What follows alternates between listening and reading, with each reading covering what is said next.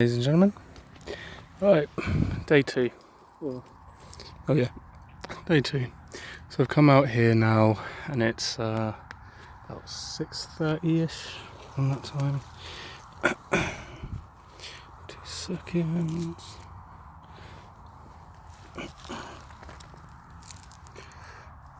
As always. So yeah, I'm up at the site, as you can see. Slight problem is, can you see that? Now, that moves so slow, man, and it can see for so far. And I don't doubt that they have got binoculars and all sorts of stuff on their fun day out in a hot air balloon. Fair play to them, man, you know. You're allowed to have fun and go and do that stuff. And it's a beautiful day for it. So why wouldn't you? But it's slow moving. It can see a long way, and basically it will see me because it's in the sky. Helicopters, planes, hot air balloons. Not good. Yeah, anyway. So, given that there's a bit of time before I can actually go into the site, maybe I might do this bit first. I just kind of wanted to do it at the sunset, but never mind. Right, so today is obviously 4:20. There's also something a bit more to this day. So today is St. George's Day. This is the patron saint of England. This is the reason why we have the red cross on white background. It's not our flag. It comes from Georgia, because George was a Georgian, and if you look where Georgia is, it's nowhere near England. So how did he become our patron saint? Well, he became our patron saint, and the reason why there was so much fear in that flag and why the English people adopted it is because George wore the armour. And I said in the last video that I did like this, red sky in the dawning. I mentioned about the armour. So it's going to be one of those videos, so if you're not interested, I'd turn off now. If you don't have ears to hear, nothing that I'm going to say is going to really make any sense. This is for those people who have some understanding that God is real and are struggling to put this armour on and understand what it is, because it's not what you think it is. Right. What happened to George? What happened to John? What happened to Paul? What happened to Simon? What happened to Timothy? What happened to all of the disciples? What happened to them? Do you know that the upside down cross, which the Satanists kind of try to use as like, it's Antichrist, upside down cross. If you did a bit of research, you'd have found out that that's how Peter was crucified, because he didn't want to be crucified in the same fashion, because he thought it would be disrespectful to be crucified in such a way that he requested, and they honoured it because he was going to die anyway, to be crucified upside down. So, the upside down cross. You don't even know what you're doing. But anyway, the armour. You have to understand that all of this dies and all of it comes back. You have to understand the life cycle. You have to understand that the world that we live in is not as simple as what you might think. Now, this game, and this is how it will teach you doing this, you germinate lots of seeds, you see the defects in them. So what happens with people? With everything. Some people are born disabled. Some people die when they're children. You see it in the seeds, you see it in nature. Everything is here, it's all in front of your eyes. You just have to have the eyes to see it and the ears to hear. So this is a young man's game. Coming out here and doing all of this stuff. Now, there'll come a time when my hands are going to fail me, when my eyes will no longer see, I'll no longer be able to taste food, and maybe someone has to wipe my ass because my body has failed me. I myself am not my body. My body is not me. I am driving a vehicle. And this vehicle is my body. The armour is not for your body. It's for you, the driver. Now, if you can understand that you're going to die one day, it's not a fun thing to think of, but this is the first step to conquering death. This is what Christ did. This is what we're remembering over these 3 days. This is what he did. It's proof that it is real. So you're a driver in a vehicle. How do I know this? Well, look, man. I can cause a fist. I can do all sorts of things. I can run, I can jump, I can climb. I can make my body stronger, I can make my body weaker, I can do all these things, but it's a vehicle. Can I change anything about this? No. Can I change the hairs? No. Can I control my heartbeat? Can I control myself to not breathe? No, because my body is doing it. It's like your body is just running on idle. It's like a car. Until you start moving and revving it up, does it start going about doing its thing. It's a vehicle. So another little thing that will teach you, if you have the eyes to hear and the eyes to see and the ears to hear, is your body is a photo period. A sand timer was turned over when you were born, and from that point on your body was just going to die. But you inside, you are a photo period, you the driver, and you'll continue to live as long as the light is there. But if the light's gone, well, you fade away and you die, just like a photo period does. So that's the death that I'm talking about. So the armour is the understanding of this. The armour is the understanding that everyone's going to die, that there is nothing here because you can't take anything with you. What are you going to do? You're going to build yourself a mansion and a high fucking castle, and you'll fill it with gold and jewels and Ferraris and all sorts of things. You're going to spend your life protecting it to make sure no one else gets it. And then when you die, you wasted all of your life on nothing. Completely fruitless. That's what mammon is. You worship mammon when you do that. You worship the world. So when you come to Christ and you receive this and you understand and you conquer death, you will understand that you are just inside a vehicle. And that's what the armour is for. Now, we are in essence, as an easy way to explain it, is in like some kind of simulation where we're given this body to be able to interact with the world, kind of a bit like Minecraft, if you will, because in Minecraft you're controlling that player that's going around doing everything. Like, so you're the driver driving that little player about, building all the shit. Just like Minecraft here is exactly that. I control my body to do the shit out here, and it gets done like a game. So when you understand this, you understand that that's your soul. That's you, the driver, your soul, your essence, your being, and it's what goes when you die. And all it leaves behind is just the empty vehicle. The driver has left the vehicle. Now, if you're going to cry and weep about people that you've loved and lost, thinking that they're gone forever, no, you're going to see them again, but not how you've been told. But I'll tell you about that maybe another time if anyone is actually interested or wants to listen. So, you're hardwired to this vehicle. That's your central nervous system. So pain is real, okay? If you cut yourself, it hurts. If you burn yourself, it hurts. You know these things. The pain is not real to you, the driver. You're receiving it by virtue of your body, if you can understand this. So this is what I mean about torture. Torture is probably one of the most evil things going, but it's one of the things as a test to see if you're wearing the armour, because if you're wearing the armour, it doesn't matter how much torture, because you're wearing the armour in the knowledge to know that it's only your body that's being harmed, not actually you. You are the driver of this vehicle.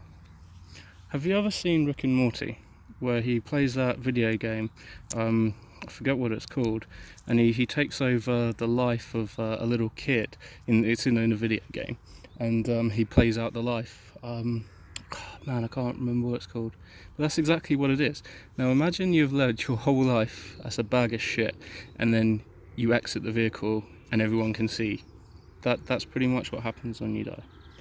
Everyone's going to be able to see, and you're going to be like, fuckity-doo-dahs, like revealing a screen is suddenly pulled back like that. So once you're aware of this and you can understand it, and there's a lot of people who are not going to be able to, because death is a very worrying and troublesome thing to think about. But I know I'm going to die, and I'm sound in that. I know this because I'm wearing the armor, because I know that that's just my body dying. It's not me dying. And where I'm going to go after this, once I exit the vehicle, I don't really know. Like most people don't really know. It's a little bit confusing. It does explain it, but even still, you're trying to explain something that's nearly unexplainable. So what I do know is it's not fucking fluffy clouds in the sky and people like going about on bloody wings and shit like that, playing golden harps and whatever. That's man, you couldn't even get further wrong than that. Like, it's been described as like something else. It's not physical, but it has an appearance of physicality.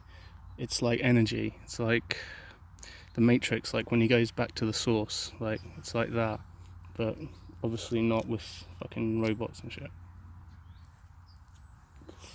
So yeah, man. Anyway, so this is the armor, because if you how can I put it this way, man? Our lot in life is to watch the ones that we love and care about the most die around us, and then one day watch the people that we love and care about us watch us die. That's life. Do you want the armor or don't you? That's the real question. Comes with salvation, man.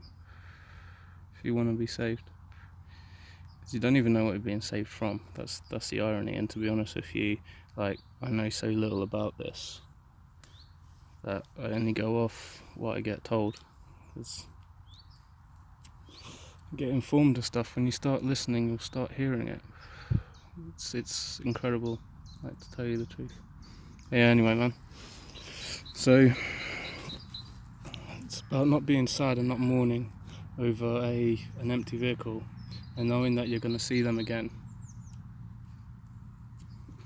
The choices that you make now is what's important, because once you're done, you're done. You can't make those choices again. And that's what's meant by the kingdom is always at hand. You don't know whether today is going to be your last. Like, there's enough examples out there of people who went to work one day and never came home. Like, or woke up in the morning and never turned up at work. Do you know what I mean? You never know when it's coming. Be thankful for every day you've got, and try and do some goodness in each day, because otherwise, man, you lived a shitty life. But everyone's free to do what they want, and like, you have to understand that once you start being aware of this stuff, you know that God resides in every single person. To what level they display that is to how much faith they have, if you get me. It's belief. Faith is something slightly different. It's like power. But yeah, so when you harm someone else, or you think badly about them, or you do these things to them, he's watching you through their eyes, he's listening through their ears. So in some way, shape or form, he's listening to me now. And they take the piss, because everything is a piss take, man. Like, I can't even explain. Like, some of the stuff that you see that you think badly of is actually good, because bad people have taken it and used it, something good, to make it bad. So, you know, it says in these days, good will be called evil and evil will be called good. So yeah, man. You'll just say, really.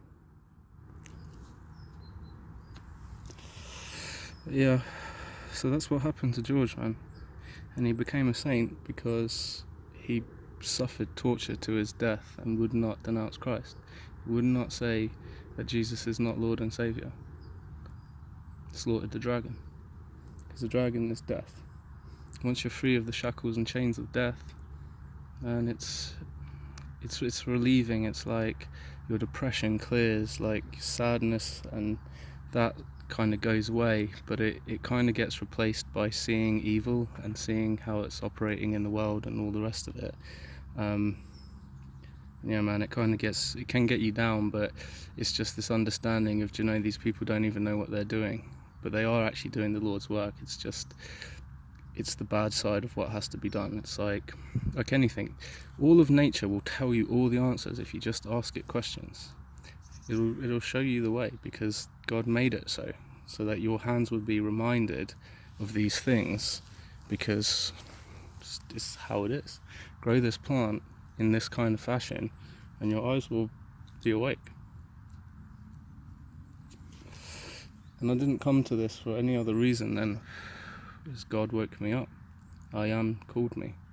So I came forth and I started doing this, and whatever fashion that it might help someone, it might help someone. But I expect 90% of ears to be closed. So anyway, give thanks to St. George. He suffered, but he had the armour on, and that struck fear, man.